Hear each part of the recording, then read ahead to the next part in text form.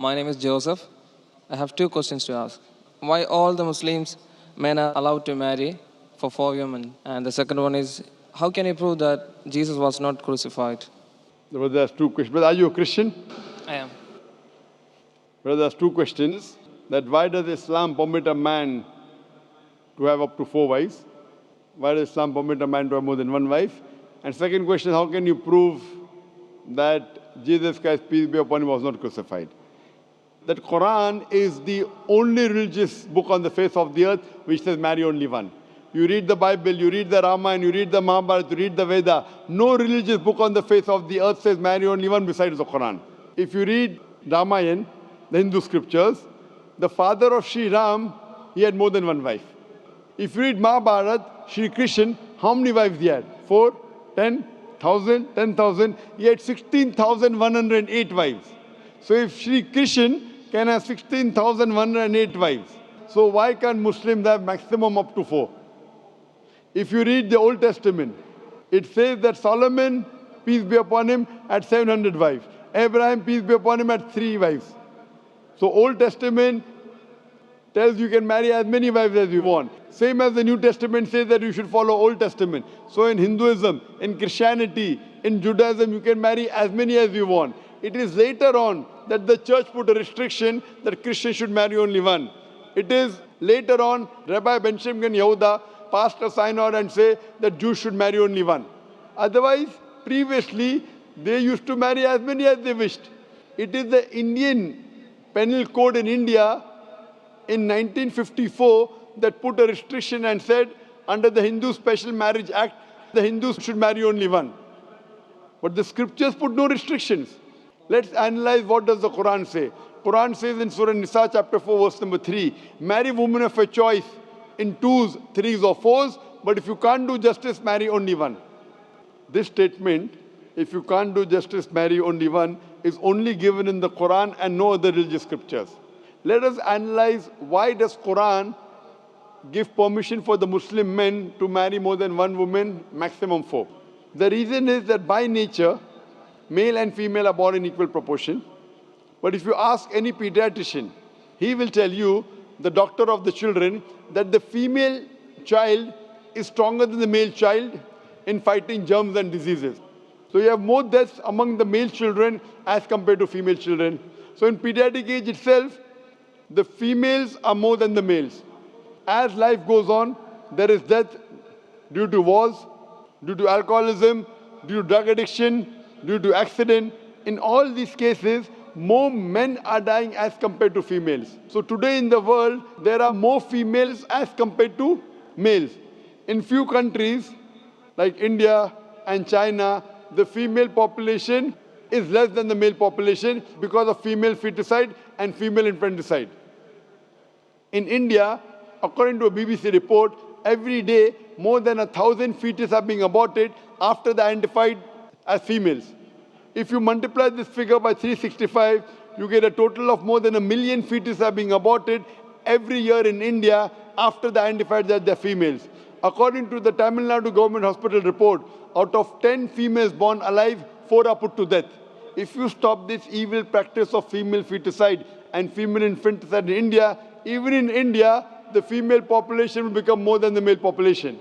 Even in China, if you stop this evil practice, the female population will become more than the male population. Today, if you analyze, in USA alone, there are 4.7 million females more than males. In UK alone, there are 1.2 million females more than males. In Germany alone, there are 1.6 million females more than males. In Russia alone, there are 10.6 million females more than males. And God alone knows that how many females are more than males throughout the world. If I agree with you that one man should only marry one woman, and suppose your sister happens to live in America, or suppose my sister happens to live in USA, and the market is saturated, every man has found a wife for himself, yet there will be 4.7 million females who will not find life partner.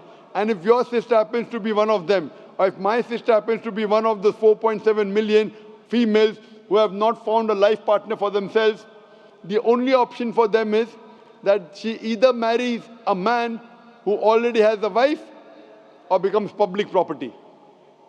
Public property, such a harsh word. It is the most sophisticated word I can use. I cannot use a better word. You know, in America, today the statistics tell us, on average, a man has 8 different sexual partners before he settles down with one. Having mistresses in USA is very common. 5, 10, 20, 30, no problem. Having more than one legal wife, it doesn't go down their throat. When a woman is a mistress, she doesn't get her rights. She is dishonored. She is not treated well. In Islam, when a woman becomes the second wife, she gets her honor, she gets her right, she's treated well. Any modest woman, if you ask her, that would you prefer being a second wife of a man who's already married or become public property, they would opt for the first. So Islam has given permission for some men to have more than one wife to protect the modesty of the woman. Coming to your second question. Is it allowed for ladies to marry 4 men? Brother, you're asking counter question, the time is limited. You asked 2 questions, now you're asking a 3rd question.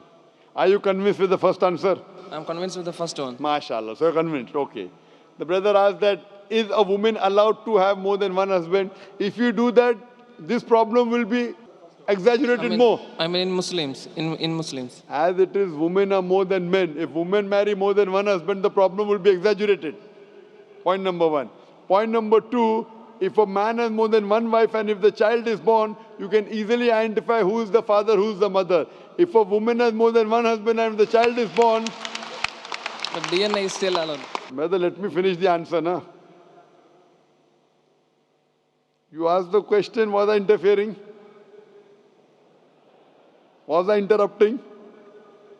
Yes or no? No. No. So why are you interrupting? After I finish, you can ask, na? I'm a medical doctor. Are you a medical doctor? No. I'm a medical doctor. I know about DNA testing. I'll come to it. Once, if a woman has more than one husband, 2 husbands, and if a child is born, and if he goes to admit in the school, and if the question, who's your father, she'll have to give 2 names. You're talking about DNA testing. I know about it. DNA testing is recent. Was DNA testing there 50 years back? Was it there? No. It's a new recent discovery, yet it's not 100%. Even if I agree it's 100%, it is now, it wasn't there before. Islam is there since time immemorial. And this is not the only reason. Even if I agree tomorrow it becomes 100% perfect, this is not the only reason. Today science tells us that man is more polygamous in nature as compared to the female. Today science tells us that during menstrual cycle, the female undergoes certain psychological changes. It's not possible for her to do the role of multiple wives. But a man doesn't undergo these changes. It's possible for him to do a role of multiple husbands.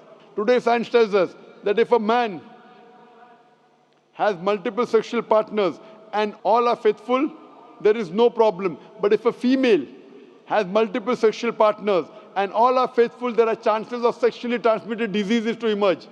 And that disease will go back to the male partner. So medically, it is not acceptable that a female has multiple partners, but medically and scientifically, it's acceptable that a male can have multiple partners.